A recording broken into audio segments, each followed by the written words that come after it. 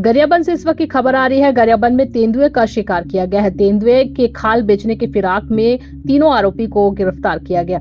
बारूला पैरी नदी के पास ग्राहक की तलाश में ये तीनों आरोपी घूम रहे थे। सिटी कोतवाली व स्पेशल टीम की संयुक्त कार्रवाई की गई। पीपरछेड़ी थाना क्षेत्र के कोपेकसा जंगल का ये पूरा मामला है। तीनों आरोपी से सघन पूछताछ की जा रही है और भी जानवरों की शिकार करने की संभावनाओं को लेकर पुलिस जाँच कर रही है। 3 आरोपी हैं जो तेंदुए के खाल को बेचने के फिराक में थे।